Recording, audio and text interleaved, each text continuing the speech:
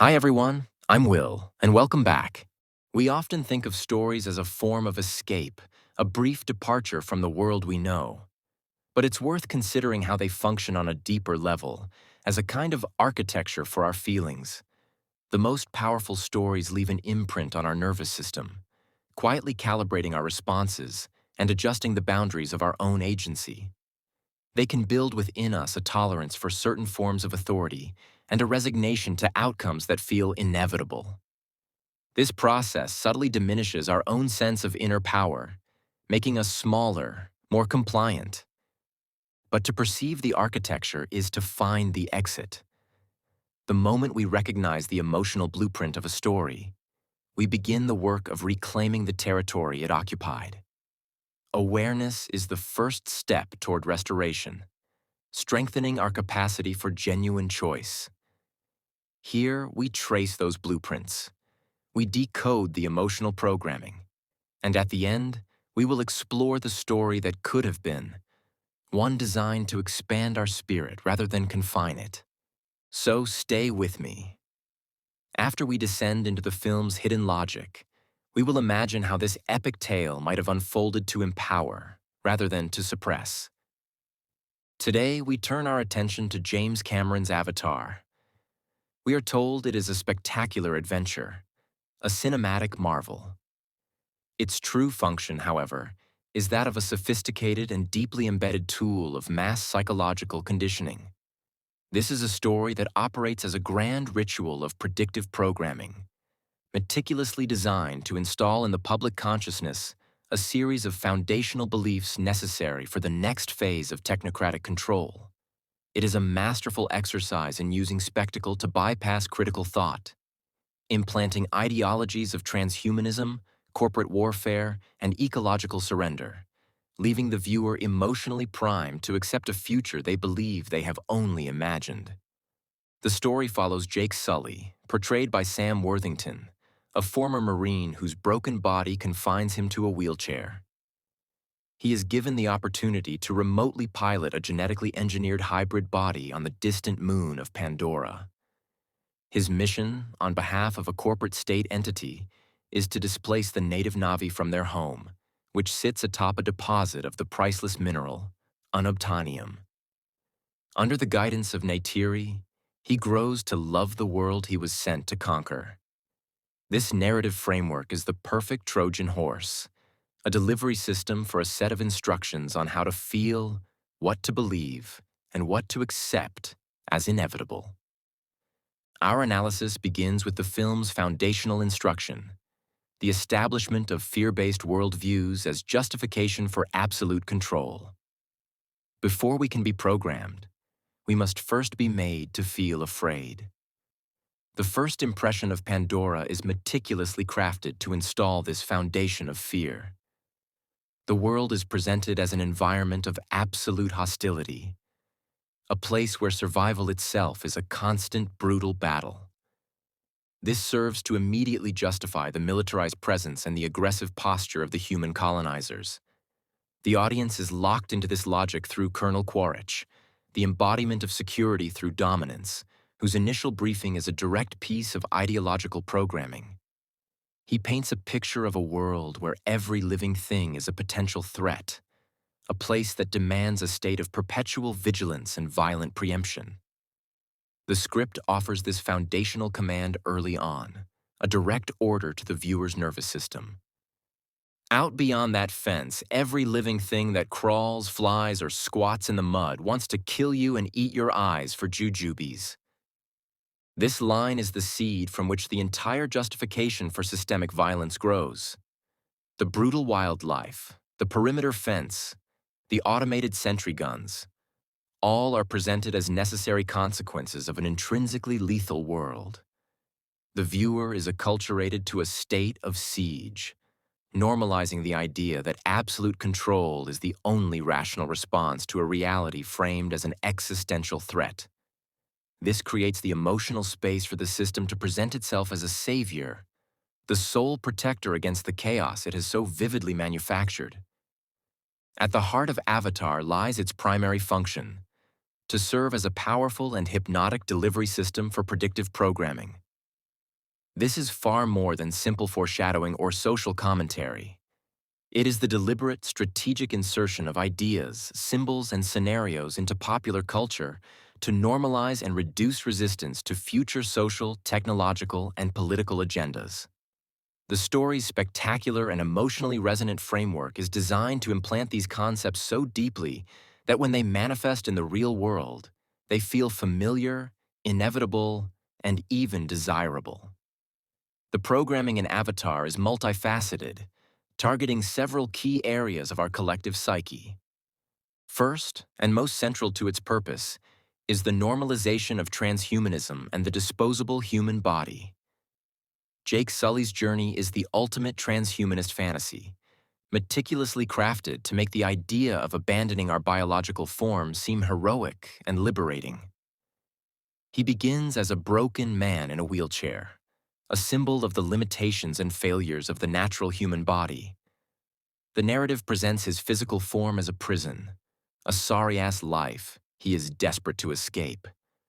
The avatar body, by contrast, is a piece of advanced technology, powerful, perfect, and free. The film relentlessly conditions the viewer to associate Jake's human form with pain, powerlessness, and despair, and his technological avatar with freedom, strength, and love. The entire emotional arc of the film is a ritual of transference, guiding the audience to fall in love with the machine and grow disdainful of the flesh. The final scene, where Jake's consciousness is permanently uploaded into his avatar, is the programming's ultimate triumph. It is presented as a spiritual rebirth, a transcendent first breath in his real body. This moment is designed to imprint a specific belief, that our bodies are obsolete hardware and our consciousness is merely software, ready to be uploaded to a superior platform. It teaches us to see the abandonment of our humanity as the ultimate form of self-actualization instead of as a tragedy. This is crystallized in Jake's own log. Everything is backwards now. Like out there is the true world, and in here is the dream. This line marks the successful inversion of reality. The technological simulation has become the true world, and the natural human world has become the inferior dream.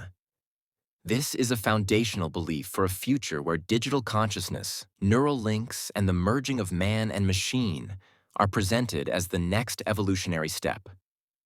The film doesn't just tell a story about this, it makes you feel the desirability of this transition in your bones. Second, the film programs the acceptance of the drone-warfare psyche and the corporate state. Jake operates his avatar from a link unit that is functionally and visually a drone cockpit.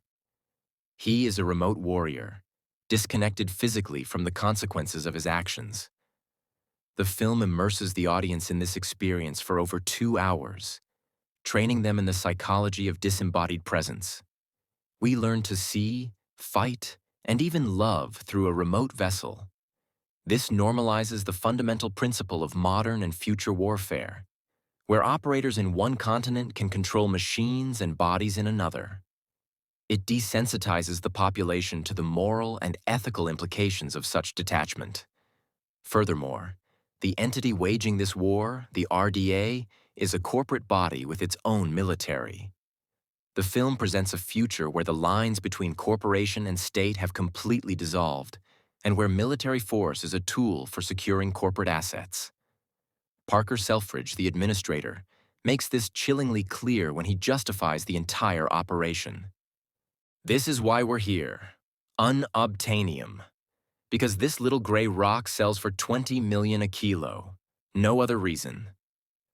This is not a critique.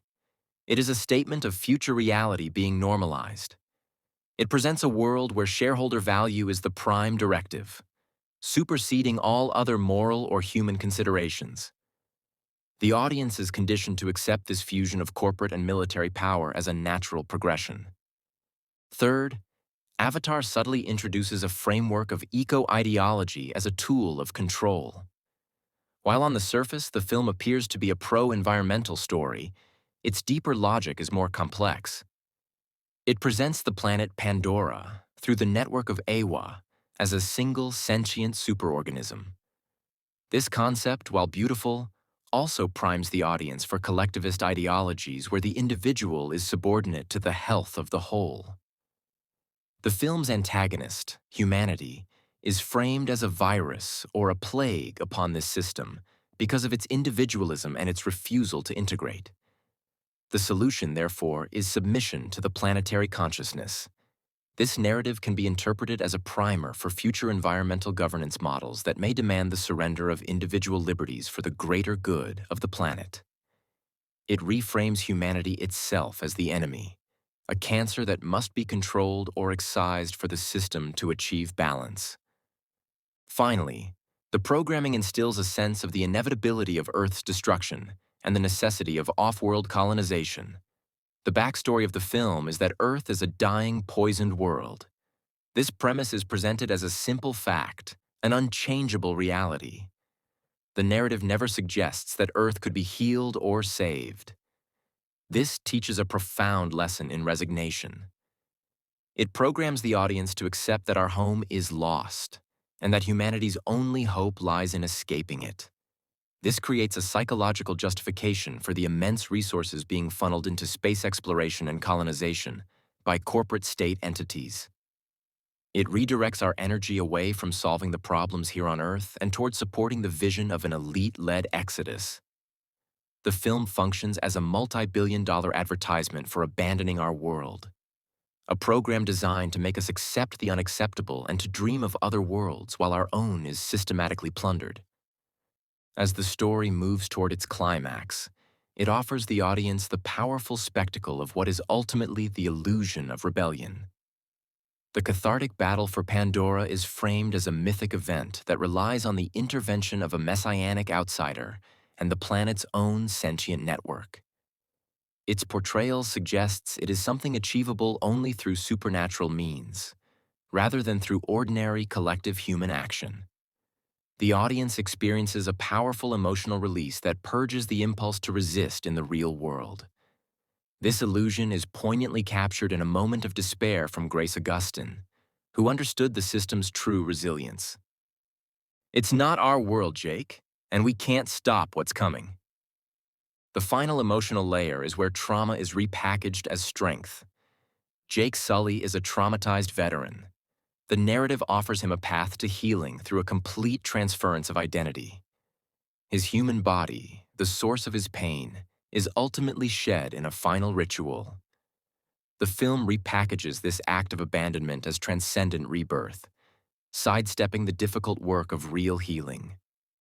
This ultimate escape is foreshadowed in the film's opening lines, a promise the ending beautifully inverts. Sooner or later, though, you always have to wake up. The film's final moments fulfill this line's hidden meaning. Jake wakes up permanently into the technological dream. The trauma is left behind in a discarded body, offering a hollow release and training the viewer to seek solutions outside the difficult realities of their own lives. As a whole, Avatar is a masterclass in modern propaganda. It is a grand piece of psychological machinery that validates our feelings of alienation from the modern world, while simultaneously programming us to accept the very technocratic solutions that create that alienation. It takes our yearning for nature, justice, and purpose and channels it into a spectacular, hermetically sealed container where we are taught to love the machine, accept the corporate state, abandon our bodies, and give up on our world. The emotional end state is one of cathartic satisfaction and deep-level resignation. We have witnessed a great victory for a world we can never visit, solidifying our powerlessness here. The film provides an epic dream of resistance so that we remain compliant in our waking reality, our minds subtly rewired to accept the future it has so beautifully and terrifyingly designed for us. Now imagine a different story. Jake Sully arrives on Pandora, but here the narrative diverges. The Na'vi, led by a wise and unbroken council, see Jake's technology as a symptom of the disease that afflicts the Sky People rather than as a path to salvation. They view his offer of a new body as a profound tragedy, a disconnection from the self. Drawing on their deep ecological knowledge, They begin a strategic campaign focused healing rather than on warfare. They use their understanding of Pandora's flora to create powerful psychotropic compounds that, when introduced into the human colony's air supply, induce states of profound empathy and force the colonizers to experience the interconnectedness of the life they are destroying. The battle becomes psychological. Instead of becoming a warrior king, Jake's journey is one of immense difficulty. He works with grace to try and heal Earth, using Pandora's biology to search for solutions to Earth's ecological collapse. The climax is a breakthrough rather than a great battle. They discover a way to reverse the damage on their home world.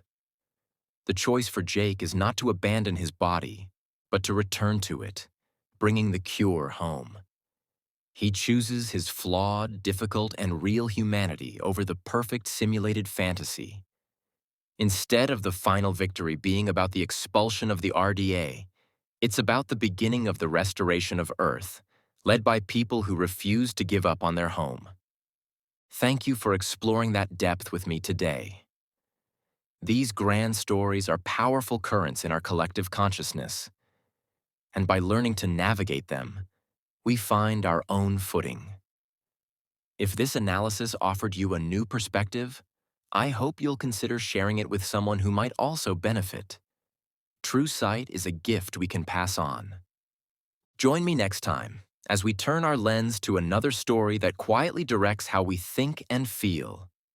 You won't want to miss it. And let me know in the comments section which movie or show we should decode next.